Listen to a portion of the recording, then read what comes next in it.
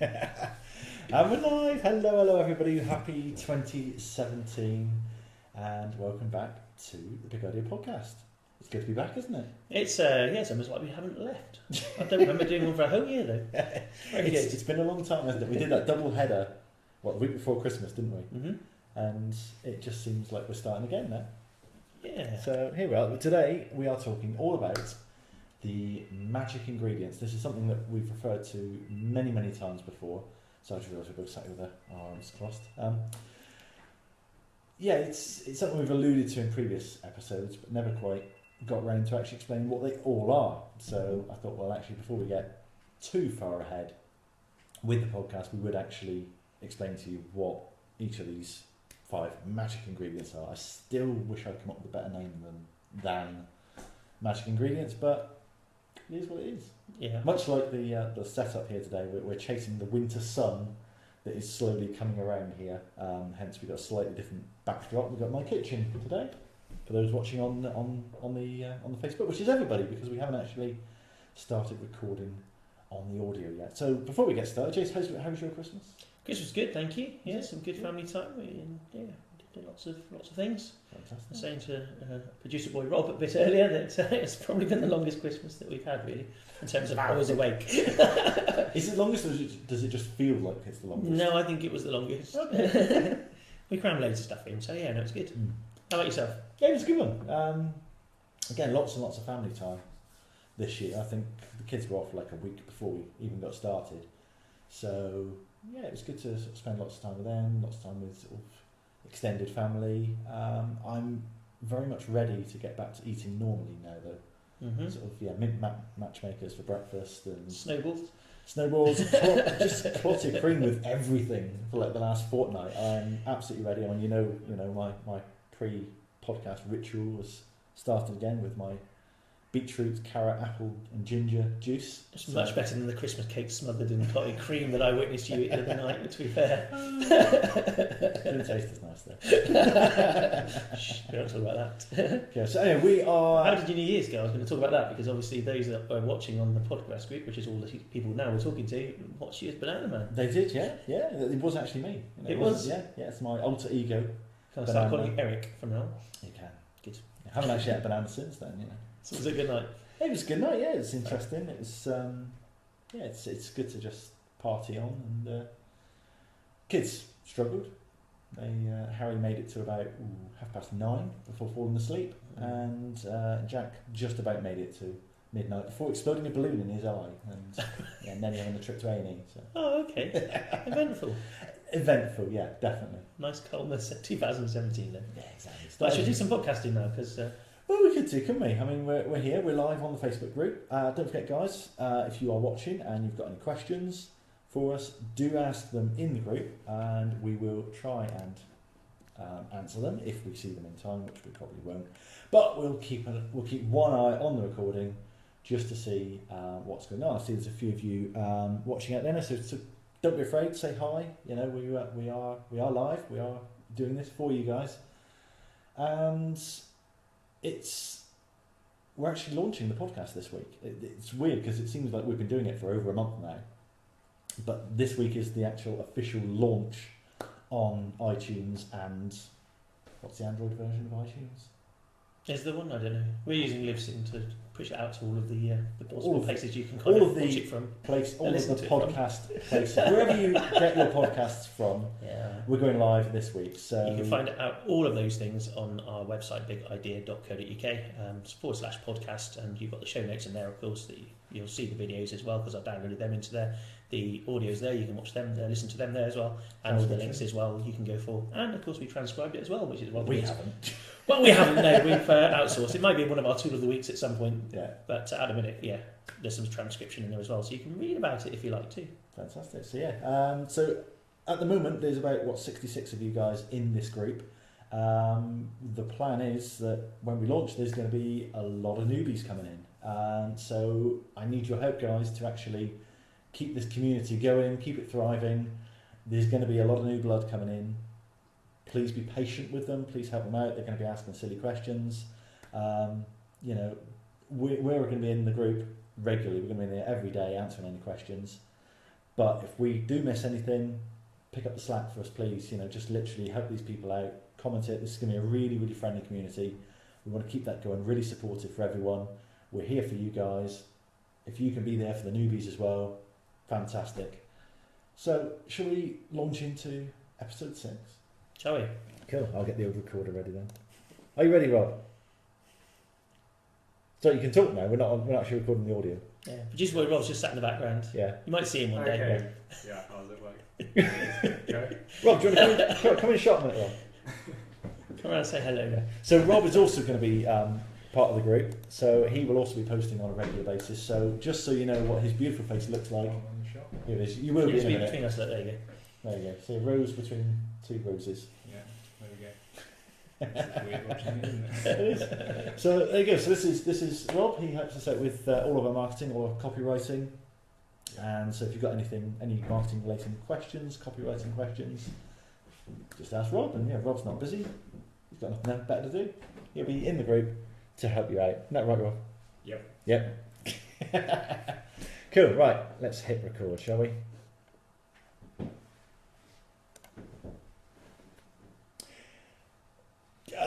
Good morning, good afternoon, good evening, and welcome everybody to episode 6 of the Big Idea Podcast, where, as usual, it is our job to help small businesses think bigger. My name is John, and I'm here, as always, with my friend and colleague, Mr. Jason Brockman. Hello, John, and hello to you all. So, it is the first podcast of 2017 that we're recording today, episode 6, the first one we've done this year. How's your year been so far, Jace? So far, it's been good. Yeah, I've enjoyed the last day or two. It's been fantastic. We are recording this literally, it is the 3rd of January. So, first day back at work. Hey, here we are. We're doing a podcast. We're committed to you guys. So, What should we talk about today then, John? well, do you know what? We've mentioned today's topic several times in previous weeks. And we've alluded to these magic ingredients.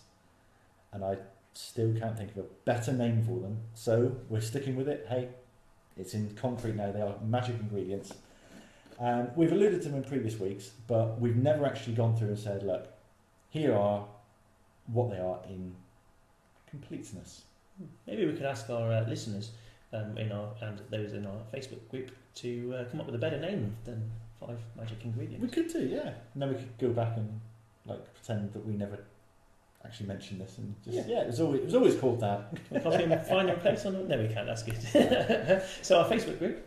The Facebook group, is just search Big Idea Podcast on Facebook, and you'll find the group. We'll preview. You're in, and you can watch us live because we record these live usually every Monday lunchtime. Obviously, we're Tuesday today, one day later for our bank holiday here in the UK. But yeah, Tuesday we're here live. But every Monday at the lunchtime, we are live on the Facebook group. We certainly are. Just to prove we are live, hello to Martin, who just literally liked the post on Facebook. Good to see you, mate. Hope you're well. And should we crack on then with magic ingredient number 1? Magic ingredient number 1. Cool. Now, we talked about this one in depth in last week's episode. So if you missed that one, it's episode 5.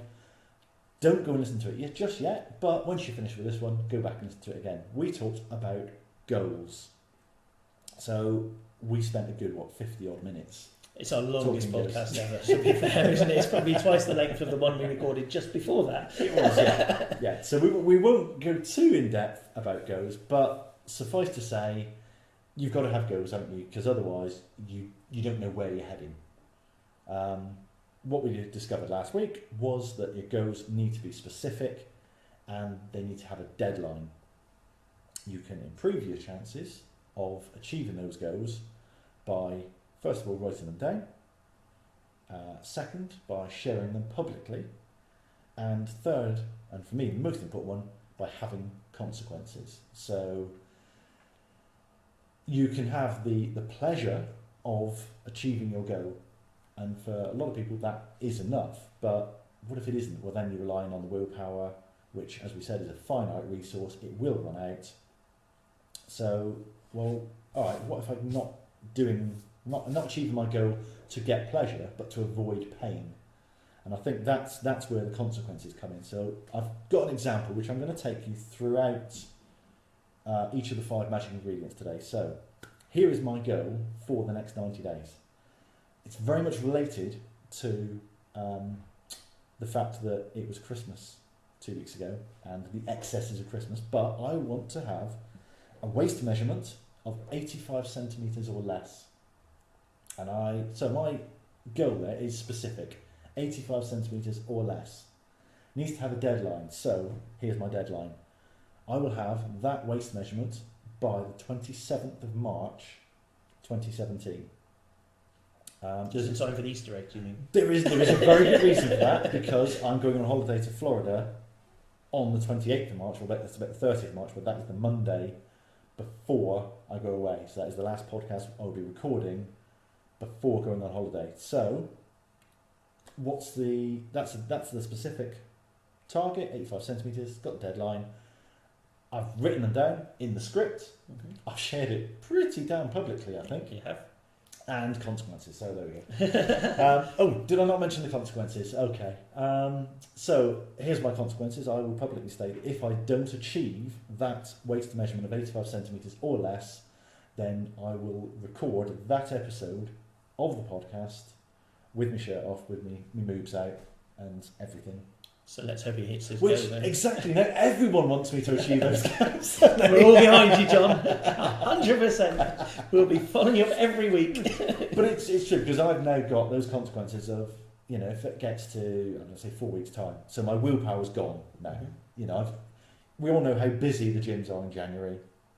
By the time you listen to this, probably in 3 weeks' time, 4 weeks' time, they're going to be dead quiet again. So my willpower will be gone. So what's going to keep me going is not, I'd quite like to have this, this beach body or whatever. It's going to be, oh shit, if I don't do this, I've got to get my moves out on the Facebook recording, and literally everyone in the Facebook group, is going to be watching me with me wobbly bits hanging out. And nobody wants to see that. Literally we're going to spend the next 3 months building up this Facebook group only for me to kill it with one episode. Yeah, reasons to leave. No, don't even look at the group. Guys, if you've got your goals and you want to share them publicly, then in our group on the Facebook, you can come along and you can write in your goals and what you've got set up for the next 90 days, and we'll be able to hold you to account to those. If you want to be a little bit less public and you just want to share them with John and I, then send them over to our email address and we will look at them and we'll review them with you as we're going along each of the 90-day steps. Email addresses, you can contact us both on either jason@bigidea.co.uk or john@bigidea.co.uk. So nice and easy. If you want to share them with us, that's great. But if you want to share them more publicly with the group, and we'll all be able to help you along the way, then that's where you can do it in our Facebook group. And don't forget those consequences. So if you can't think of a consequence, just let us know. We'll come up with one for you.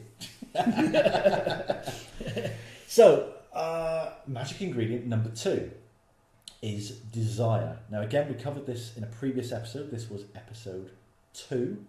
So I won't go too in depth with it again, but for me, desire is about knowing the difference between can't and don't want to. And the example I think I gave in that episode was about adding the word yet to can't. So it's not that I can't do it, it's either that I can't do it yet because I haven't learned how to do it, or I don't want to. In other words, I don't have the desire. So it's knowing the difference between a want, something that would be quite nice to have, and a desire, so something that you need to have.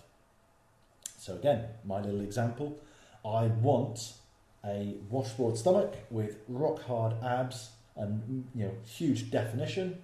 We all want that within 90 days, John. But I don't desire that. No. That would be nice to have. So if I desired it, I would do what I need to do in order to achieve it, but I don't. So it comes down to the kind of play off, which do I desire more? Cake or sit-ups? Steamed broccoli or lasagna? Now, as a kind of a daily one-off, it's easy to make the right choice, but to create long-lasting habits, if the desire isn't there, then that willpower is just going to run out, and you're just going to end up kind of playing the same old game of, well, how many people are sat here? 2017, it's the first week of 2017. How many people are sat here with the same resolutions that they had last year. You know, new year, new me. You know, it's one of those things that everyone says, don't they? Yeah. Okay. So number three of that's wonderful England. The third of my magic ingredients is the magic of knowledge. Now, in many ways, this is actually the easiest of the ingredients to put together. So all you need to do is go and find someone who's done what you want to achieve and just get the blueprints from them. Easy. Go to a library, read some books, go to Audible, listen to them, go to iTunes, listen to some podcasts like, I don't know. Can you think of any decent podcasts? There's this one called Big Idea. Who's You've not heard that yet? No, not heard that. Not on iTunes. Oh, you'll hear it on iTunes next week. You can go to YouTube. You can watch videos. Are there any of our videos on YouTube? They're all on the Big Idea channel on YouTube. So all of these ones which we've recorded on Facebook Live are all there too. Fantastic. You can go to Netflix and you can watch documentaries. You can watch biopics. Are we on Netflix? No. Oh, okay. Although I've been seeing some of the programs on Netflix, I think we should be. Yeah. Yeah. Are you thinking like Orange is the New Black or Narcos? Breaking Bad. I mean, you can literally go to the internet where all of information since the dawn of time is stored and available to you in seconds, direct to advice that you can just carry around in your pocket. You know, there is literally more information available to you now than has ever been available before. I remember when I was at school and the teachers always used to say to me about like doing maths and working out your calculations. So you need to show your calculations and you need to do this mental arithmetic, because what are you going to do when you're older? Carry a calculator around with you all the time? Well, yeah, now I do, but I also now carry the entire Encyclopedia Britannica around me in my pocket. Oh, and Atlas of the World, and literally every bit of information that you could ever want to have is at your fingertips. And I came across this quote the other day from my mate Arnold Schwarzenegger. I say my mate because, you know, we've never met, but I'm sure if we had, he would be my mate, and I'm sure he would have loved the impression I did of him in, was that episode 1? And 3. Was it? Oh, I did 2. So the quote from Arnold Schwarzenegger, I will not do in my Arnold Schwarzenegger voice, okay? And he said, no. See, I almost naturally went into it then. He said, the worst thing you can ever do is to think that you know enough. Never stop learning, ever. I've always treated the world as my classroom, soaking up lessons and stories to fuel my path forward. I hope you do the same. And I just think that's such an apt thing. I mean, it's a trap that I fell into sort of when I first started out. You know, it's this thinking that you know enough. And I remember when I first started out, I knew that I knew nothing. So I knew that I had to go and learn. So, you know, again, I was a civil servant who thought, well, I want to run an internet marketing company.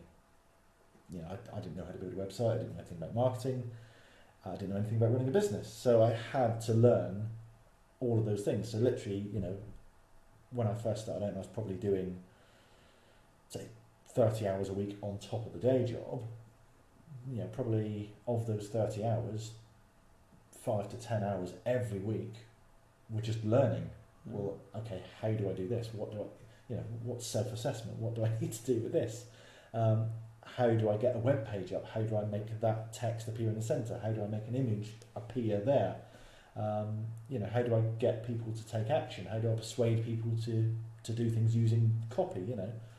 So that was great until I had a little bit of success. And it wasn't until sort of that came upon, and all of a sudden, before you know it, well, I know everything now. I know all there is to know. And it wasn't until we got a big kick in the teeth from Google in, what was that, 2012, so nearly 5 years ago now, that I realised, actually, no, I don't know it all. You know, I'd stopped learning from probably, let's see, I started out in 2000, actually launched the business. And I probably learnt regularly up until about 2004, 2005, at which point I thought, great, I know it all now. You know, I'm making more money than I ever thought possible. So I don't need to know anything. I don't need these personal development books, you know. I used to hang around with these people who did like MLM stuff, and they were well into their personal development. And the problem is, I'd look at these people and think, well, yeah, you're reading all these books, but you're not actually any richer. You're not actually making it. But then, you know, in hindsight, they probably weren't running their own businesses. They were literally just a glorified self-employed salesman. And I say it wasn't until we got a big kick in the teeth from Google that really rammed home to us that, yeah, I don't know it all, you know, and I better actually start learning again. Well, we kind of knew it up until that point. But after that point, it's kind of actually we're starting from the bottom again, aren't we? And we, in order to get our business to where we kind of needed to go, we needed to do an awful lot of learning, because what was relatively easy for us beforehand now was incredibly difficult. Well, it is. I think we'd learnt one thing. We learnt how to rank on Google, and don't get me wrong, that actually it got us to a very good place because we played to our strengths, which was actually all right. We're pretty good at this. We're pretty good at that. We were really good at ranking on Google pre-2012, and so we actually, you know, rather than sort of focusing on weaknesses, we really focused on our strengths, but to the detriment of everything else. So when our strength suddenly overnight was turned into our weakness, we then didn't have the we didn't have the experience or the knowledge to actually deal with that. So it was kind of back to school almost, wasn't it? We did, and we wasted an awful lot of money thinking that we could be getting experts to do it for us, because we didn't know it. We had no idea, so we kind of outsourced to different people who were the field experts in SEO or whatever, and we did spend an awful lot of money chasing after that particular goal, didn't we?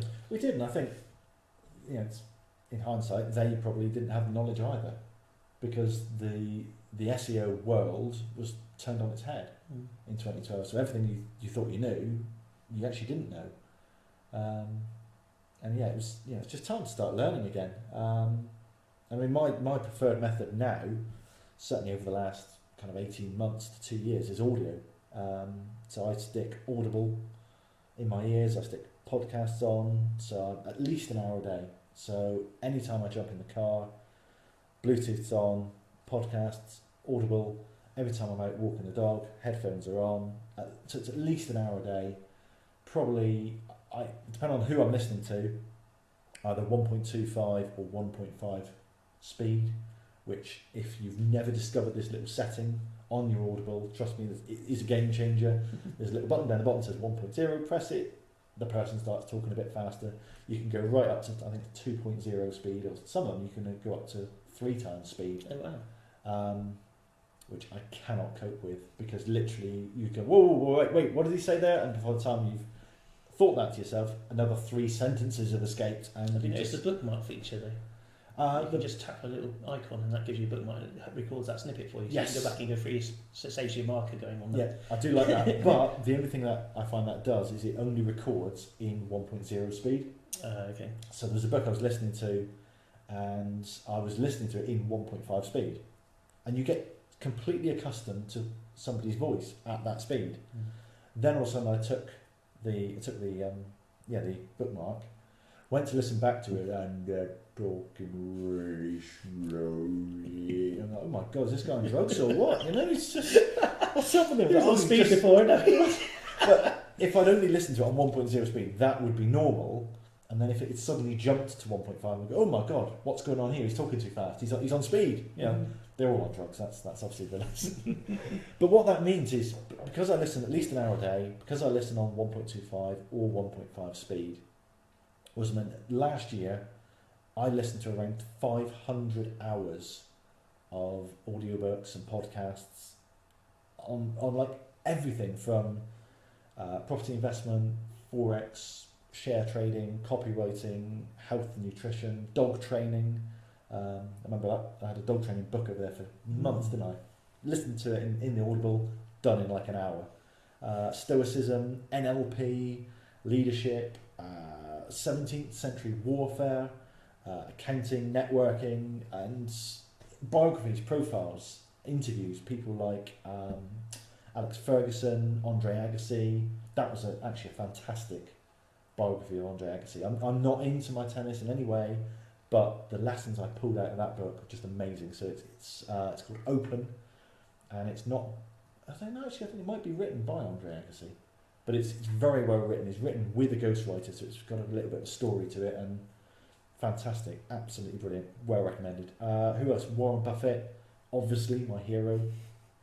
Tony Robbins, Elon Musk. If you think you're thinking big, then think again. Elon Musk's taking us all to Mars. We're going to colonise it. He's, getting solar panels on rooftops and creating electric cars and giving away the patents to everybody. Nelson Mandela, Winston Churchill, you name it. These guys are now in my ears every day. I mean, that is the equivalent. 500 hours a year. That's like the equivalent of a master's degree every year from the world's leading lights on any topic you want. There's a quote that's appearing in my life a few times now.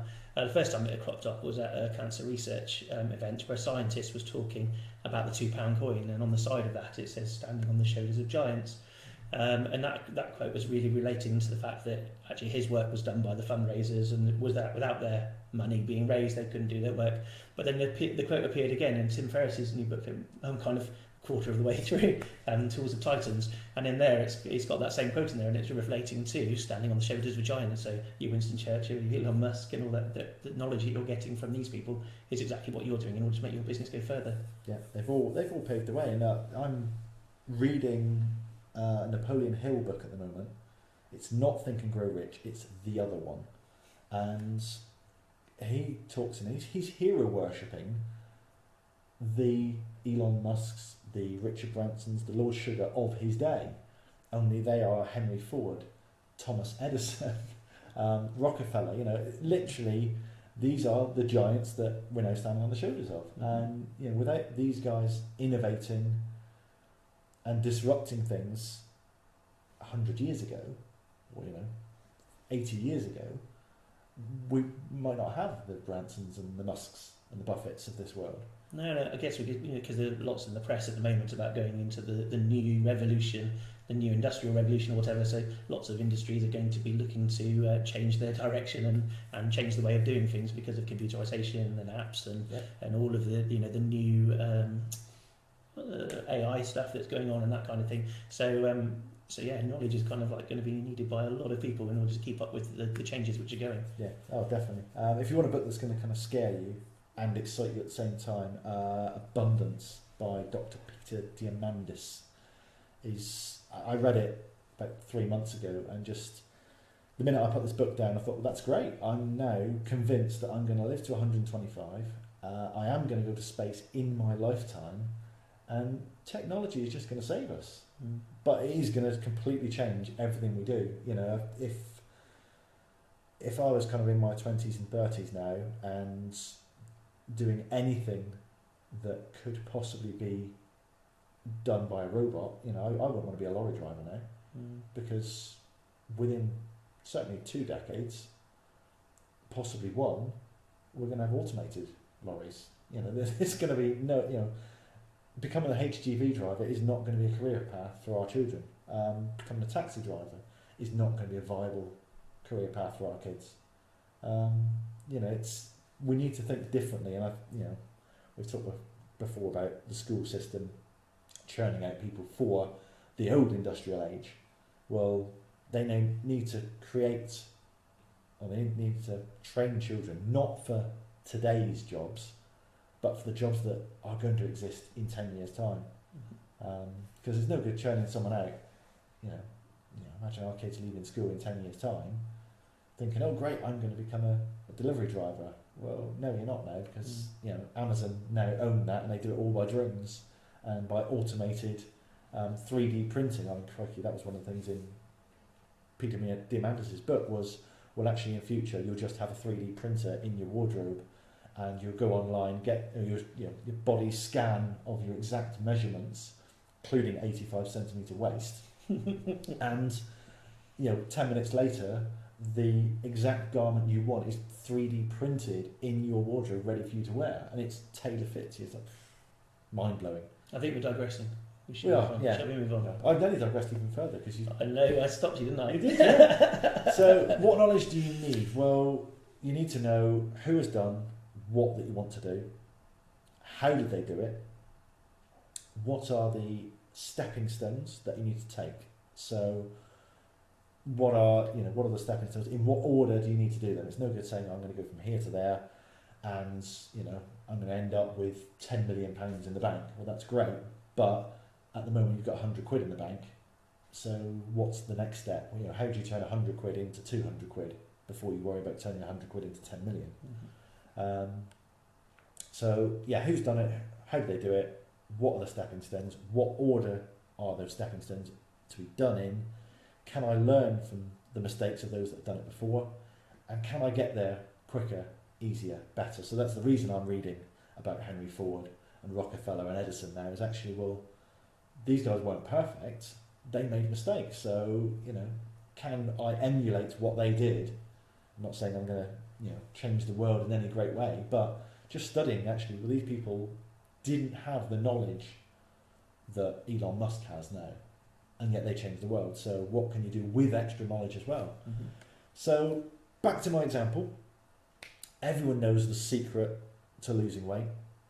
It's eat less and exercise more, isn't it? Calories in, calories out. That's what they say. Yeah, easy. So if 99.9% of the population know that, why is it that 61.7% of us, according to a recent Google search by me, are either overweight or obese? Because they don't have the willpower to get to where they want to be. It could be. Or it But could they also be. don't know that actually eating less, but eating less what? Or eating more what actually makes you lose weight. Exactly. I mean, I could say, well, I'm going to eat 2,000 calories a day. That's me, brilliant. Now, if I eat 2,000 calories of Christmas pudding and clotted cream, does that give me the same nutritional benefits as 2,000 calories of steamed chicken and broccoli? Clearly not, No. because you need to know about macronutrients, you need to know about the nutritional difference between raw food and cooked food. Some of the knowledge that I've taken on in the last year, these are benefits of juicing, the effects of alcohol, sugar, caffeine, dairy on the body. So I'm now 3 years caffeine free predominantly. If you are caffeine free, don't ever think you can have a little bit of caffeine about 5 o'clock in the evening, because I've done that twice now and been awake until 5 in the morning just because I've had 1 cup of coffee. So, but this is stuff I've learnt about. So yeah, I've learned about bodyweight exercise, high intensity interval training, resistance work. Exercise again. Exercise isn't exercise. You can go and do a 20-mile run, or you can go and do a 20-minute sprint session, and actually the two will have very different effects on your body and your metabolism. Doing resistance work, weight work is different to doing cardio. But people just think, I'll just go to the gym, do some exercise, run on the treadmill, eat some salad, and that's it. And then, as you say, they run out of desire. Mm-hmm. They maybe don't see the results as quickly. But I think a lot of the problem is they don't actually have the knowledge that they need. They don't have that specific plan of, well, actually, who has dropped 3 dress sizes? Mm-hmm. And I get the disappointment because if you don't put the weight on overnight, the same as it won't come off overnight. You don't get fit, you don't get unfit overnight, and you won't get fit overnight. It's a long-term plan. Yeah. It's and people don't realise that. I think that's another thing which hits the willpower. It's kind of like, I've only dropped that bit, I've only lost that bit, or I haven't lost anything this week, and I've tried to be very good. But if you looked at someone who's done it before, and you said, well, actually, they had exactly the same problem 3 weeks in, and this is how they overcame it, or they had this problem 3 weeks in, and that's why they failed. You say, okay, well, actually, I know 3 weeks in is the trigger point. That's where I'm most likely to fail. So what baby steps can I put in there? What mini reward can I put in there? What consequence can I put in there of failing that actually makes sure that I don't fail?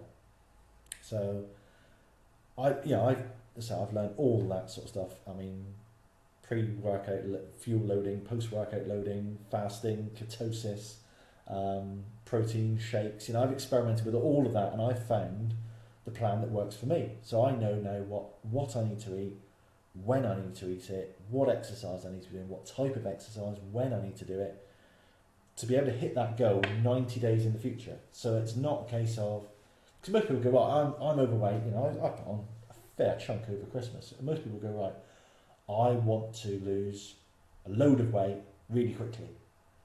Whereas actually I've said I want to get, you know, my waist measurement down to a specific size, but 90 days in the future. So what happens this week doesn't matter. You know, I mean, so many people I know go to like slimming clubs and then they say, oh, I've only lost a pound this week and I was really good. And you can just see their willpower meter go, It's like, well, I've tried really hard. It was really horrible. I deprived myself of all the food I like. I had to eat this really horrible rabbit food, and I had to go out and I had to pound the streets for 2 hours a night, and then I had to go to the gym, and it was really bad, and all I've got to show for it is £1. Well, actually, you might only have a £1 loss to show for it, but if you actually measured your body fat percentage, well, maybe you've lost 4 pounds of fat and gained 3 pounds of muscle, in which case, job done. You're doing fantastically well, but your motivation isn't there because you don't have the knowledge that you need. You know, I've now got the stepping stones from hundreds of people who've done this before me to say, well, actually, if you do X, the results of Y. And so, Number four, we lingered on that one a little bit longer than I planned. So that number might be a 4, whole session of its own. it may well be, I think, a session on juicing and weight loss. Yeah. Number 4 of the magic ingredients is environment. Now, not to be confused with Greenpeace, melting ice caps, or global warming. In essence, this is the people that you surround yourself with and the information that you fill your eyes and ears with. So it links kind of nicely into knowledge, really, because, again, the environment I surround myself with is YouTube videos, Netflix documentaries, Audible, podcasts, massive Tim Ferriss books that could be used as a kettlebell in themselves. 700 pages, that book. Unbelievable. I'd say the biceps I've got just from lifting that book every day. It turns you into a titan. I'm about being a tool of titans. So, who you hang around with makes you who you are. So, if I think back to when I was about 18, 19 years old, this is when I needed to learn this lesson.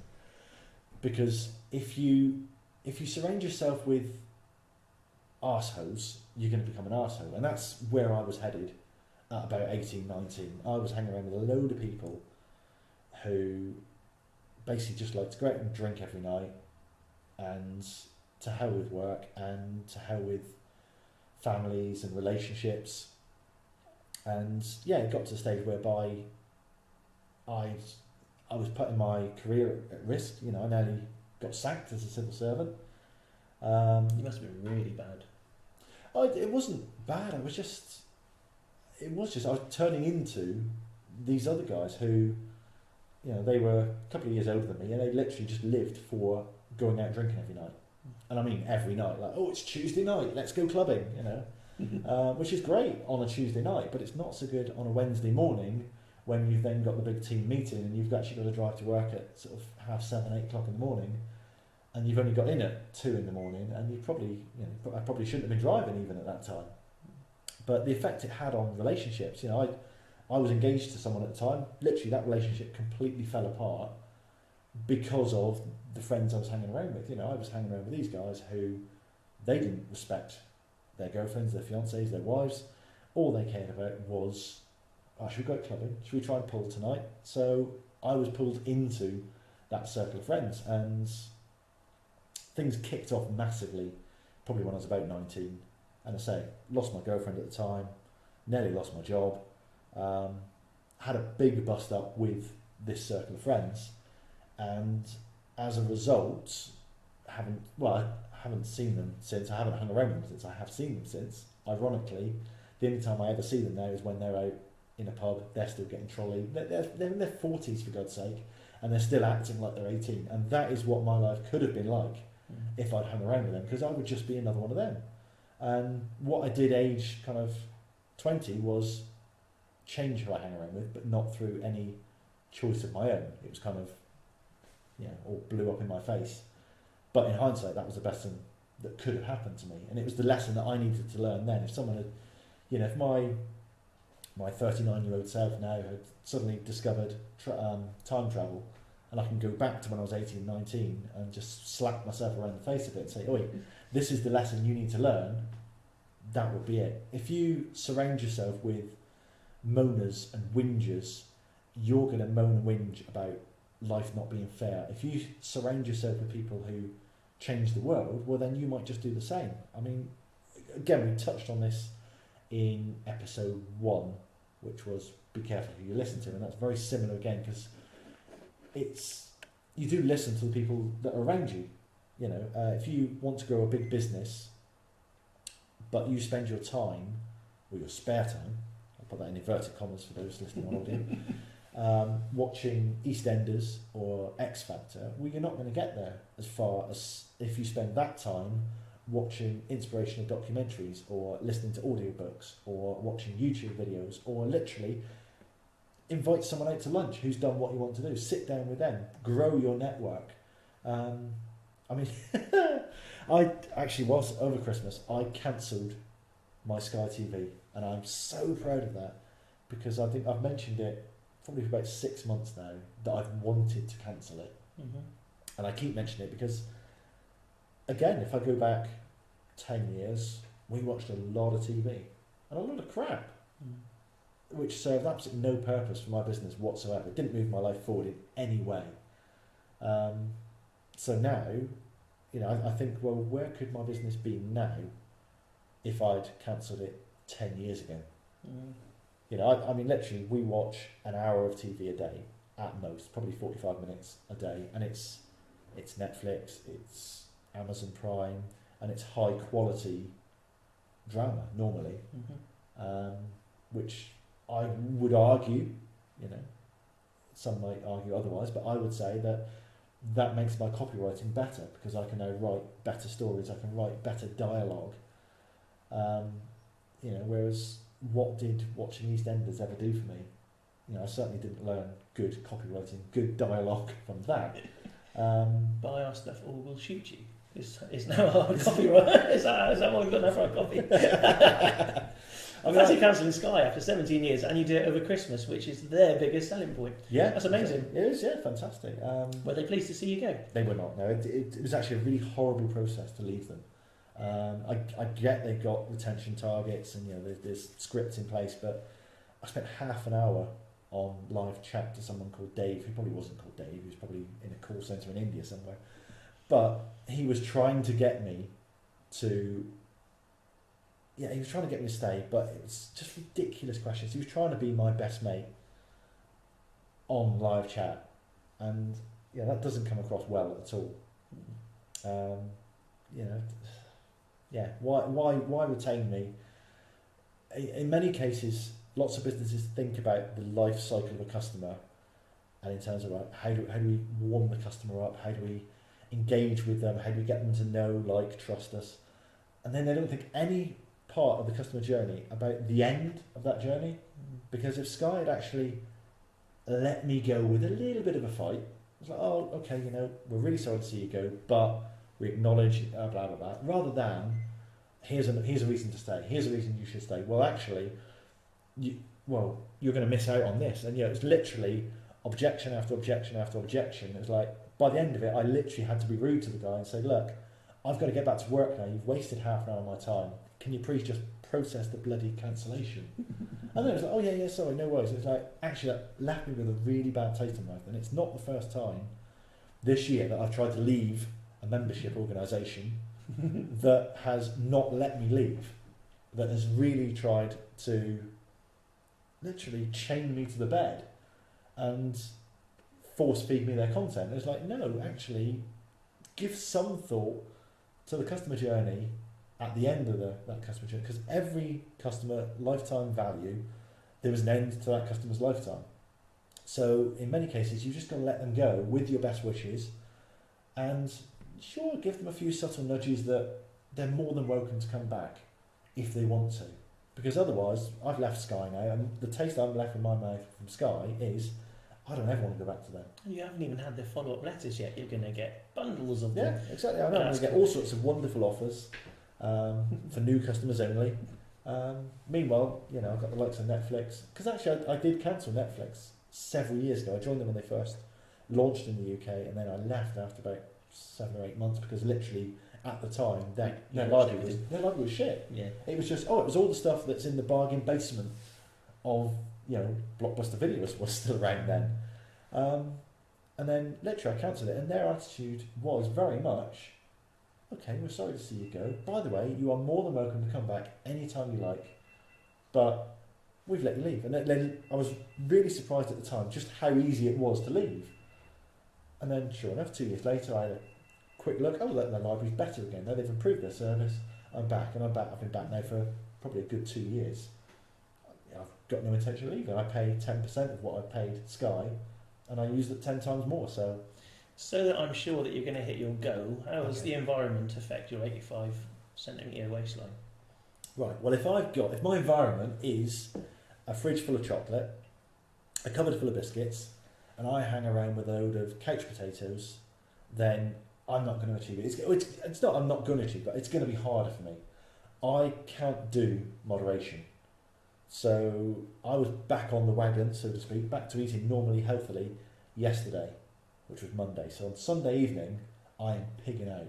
I had like 3 helpings of Christmas pudding, half a tub of clotted cream with then double cream on top, biscuits, chocolates, cheese, absolutely everything that I shouldn't be eating to hit my goal on Sunday for one reason only, so that it's not in the house. Mm-hmm. And there is some stuff left now, but I've told Sarah that this is it. We're drawing a line underneath that. As of Monday, I don't want it, because literally I don't do moderation. I can't have a biscuit.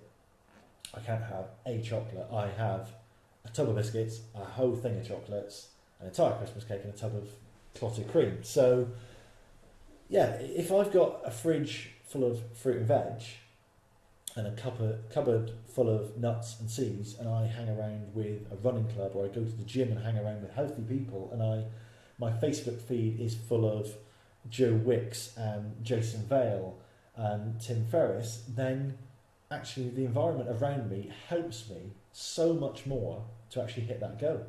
Do you not find that? Yes. Good. I do. Absolutely. And on that note, Well, I haven't had a pigging out session, to be fair, after Christmas, so okay. perhaps I still need to do that. Yeah, that does or help. find somebody else to come and eat it for me. I think the reason that helps me as well is because I pig out so much. Then you're sick of it. Yeah, I do. I get to a stage where I do not want to see another piece of Christmas cake, and I don't want to see any more chocolates. I've absolutely had enough. I was craving, about middle of last week, I was craving nutrition. I was like, do you know what I'd really like now? A nice carrot, apple, beetroot and ginger juice. And that's what I had this morning. And it was so good that I did kind of forget just how much ginger I put in. I was like, whoa! So I'm surprised the vocal cords still work at the moment, because they are gingered out right now. So that's 4 of our 5 magic ingredients. It is. What's number 5 then? Well, there's an old saying, isn't there? Nothing happens until someone sells something. And in our businesses, no one gets paid until someone takes action. And action is the 5th of the magic ingredients. Nothing gets done without action. Whether that's writing a sales letter, sending an email campaign, picking up the phone to speak to a customer, writing a Facebook post, or recording a podcast. Without taking action, everything else is meaningless. So I can write down my 85 centimetre goal. I can share it with everyone, every man and his dog, put it out there publicly on Facebook posts and on audio, on podcasts. I can put consequences in place. I can make sure that I've aligned my goal with my desire. I can get all the knowledge, all the stepping stones I need. I can line all of those stepping stones up, and I can make sure that the environment is right. But sooner or later, I've got to stop all that, because all that's planning. Sooner or later, I've got to stop all that planning. I've actually got to bloody do something about it. You know, I can make sure that my lycra is ironed and that my fruit and veg is in the house, but I've got to actually eat the fruit and veg, and I've actually got to put the lycra on, and I've actually got to put the running shoes on and get out the door and actually go for a run. You know, each of these, you know, each of the 5 ingredients are pretty vital on their own, but most of them you could muddle through without one of them or 2 of them. You know, you do hear of people who thrive despite their environment, or those who achieve huge success without really having much desire for it. But you never hear of any multi-millionaire, uber successful businessman who never took any action. You know, I've got all these 5 ingredients are written on the wall in my office. We had a look at that, didn't we, in one of your interim podcasts? We did, yes. Which you'll see the Facebook Live videos, not podcasts, right? But yeah, Facebook Live. So if you're in the group, you should be able to go back to the one just before Christmas, wasn't it? I think it was, it's a work-life balancing one, wasn't it? Yeah, with updates. Yeah, literally. I mean, in our Facebook group, we do kind of do some in-between episodes. So, you know, these podcasts tend to be 30, 40 minutes long. Probably getting on for 50 minutes again this time. Whereas when we've got perhaps a little bit of a shorter message, 5 minutes, 10 minutes or so, we'll record little in-between Facebook Lives in the Facebook group. Again, Big Idea Podcast is what you want to be searching on Facebook if you want to go in there. And yeah, one of those I did, let's say just before Christmas, was a follow-up to an episode we've done on work-life balance. So if you've got any questions relating to this episode, ask them in the Facebook group, and if appropriate, we will do a follow-up recording just for you guys. But yeah, part of my wall in my home office is literally, I've got all of these 5 ingredients written on the wall. So I've got goals, desire, environment, knowledge, action. So the first 4 are written in charcoal grey, and they're a particular font size. Whereas action, I've got it actually printed in bright red. It's 1 font size higher, and I've got 2 exclamation marks there. And that is to remind me that it is the biggest one that I can influence on a daily basis. So all the rest of them, yeah, long-term strategy, we're looking at goals, we're looking at aligning the goals with the desire, we're looking at gaining knowledge, we're looking at making sure the environment's right. But every day, I need to take action. And it becomes habitual then, because nothing, and I mean nothing, happens without taking action. And the action that you need to take right now is to subscribe to the podcast on iTunes or your podcast listening device of choice, and join the community on Facebook. Jason, once again, how do they join our community on Facebook? We haven't mentioned it 3 or 4. No, it's all that way. So Big Idea Podcast. You'll find that. Type that into the search bar, hit search, find the group, apply, and we will accept you in willingly. And you can come and meet the lots of other people that are in there. Yeah. Find out about their businesses and what they're doing, and find out about your business and what you're up to too. Cool. We've got a fantastic little community growing there now, and yeah, it's good to find so many people who've got like-minded aims and ambitions. Really, I think for 2017, we're all going to have a bloody good year because we're all in control of our own destiny. Now, as part of the weekly podcast, we've introduced recently a Tool of the Week feature, and I'm hoping, Jason, because it's not on the script, but I'm hoping that you've got a Tool of the Week for us. Otherwise, it's going to be a very short outro to this podcast. I know. Well, this week I've gone with a suggestion actually from Keith in our group. He put a couple of his tools down, one of which I do use myself. So it's Todoist. Todoist, I-S-T. It's a to-do list. It's but also a bit more than that in terms of what you can do with it. It's accessible through all of the devices online. It's got APIs, you can connect it to your Gmail account and things like that. It's got a freemium bit, so it's nice and basic. You can just have your to-do list and things, but if you pay $29 a year, you've also got lots of other features that you can do as well, things like collaboration. So if you're in a team, you can sort of, again, go back to some kind of signing task and that kind of stuff. But it's in a nice, easy tick box format. We talked about Trello, which is kind of the from the first week of these tools. This is a little bit more simpler, a little bit more basic, perhaps.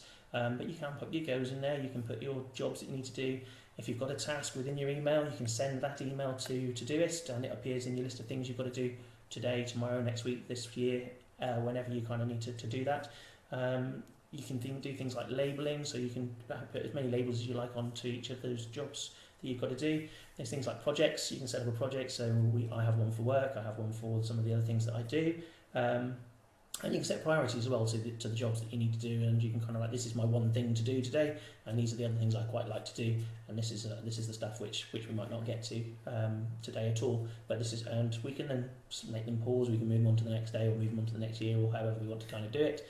But yeah, it's quite easy. As I say, it's on all of the things. So you have an app in your pocket, you have it on the computer, on your pad, or wherever you kind of want to do it. You can make little notes and things like that as well on the go, so it's something you can just like bang, bang, bang, done. It's a little bit easier to use, I think, than the Gmail task to do thing that the Gmail kind of Google have got within Gmail. So that's kind of my thumbs up this week. Todoist. Todoist. Todoist. It's all one word, yeah? All one word, Todoist. Todoist, not to-do list. Not to-do list. Take the L out. That's interesting, because Keith, thanks to Keith for putting his, because we put a post in our group, didn't we, and kind of explaining some of the things, what do you use to make your life easier, and that was one of his, so and it is one of mine too. So yeah, no, definitely, absolutely, guys. If you're in the community on Facebook and you've got any suggestions for our tool of the week, please do let us know, because we're keen to share obviously the best tools and the best resources that we can use to actually amplify your productivity. That's interesting, because I don't use any. I'd use very few sort of apps or anything like that. You got a nice bit of paper in there. I love pad and paper. I'm very old school with that, and I think we must do a podcast on that one day. Actually, the one from you mentioned last week, the 90-day goal thing, I think we did the weekly sheet, and that's on the website from last week's show. So I think there's some of the paper and pen stuff that you do. Yeah, I think we have to have a old school versus new school podcast one week. If you'd like to see that, guys, then let us know. If not, let us know again. And this is your podcast. We kind of we decide what to do each week, but at the end of the day, it's without you guys listening to the content, we wouldn't be here to do it for you. So, and we want to make it useful for you guys as well. So if there's something there's something that you're stuck on, or you need to do with your business or anything like that, then pop it into the Facebook group or send us an email. We sent you the email address a bit earlier, and we'll include it in the podcast, and we'll talk about it, because then it's useful for you guys as well. And I'm sure if you're asking it or you're stuck in it, there's a fair few number of our group who would also be interested. So we are back next week with another episode, and next week we are talking about the one thing that has made a big difference to my productivity. So that's probably where I'm going to be talking about old school paper and pen. Paper and pen. we may incorporate that into next week's episode. So that's next Monday lunchtime, isn't it? We're going back to lunchtime next week on a Monday. Yeah, absolutely. If you want to watch it live in the Facebook group, we record these literally live every Monday lunchtime. I say it goes out on iTunes a few days later, but you can actually watch it live. You can see our beautiful faces, which at the moment is bathed in the winter sunlight. I don't think you can even see us at the moment. It's very low winter sun coming through onto our kitchen table here. But yeah, you can comment on the episode, let us know what you want us to cover, watch the live recording of next week's episode every Monday lunchtime, again in the Facebook group. Big Idea Podcast is what you need to be searching for. Show notes for everything we've mentioned today. I know we've talked about, obviously, Todoist. We've also had quite a few book recommendations and mentions in here, which hopefully Rob has picked up on. I'm getting a nod from Rob. So those show notes will be available at bigidea.co.uk/podcast. And in the meantime, we will see you next week. Bye-bye. Goodbye. Jesus, 52 minutes. You said that before that ended.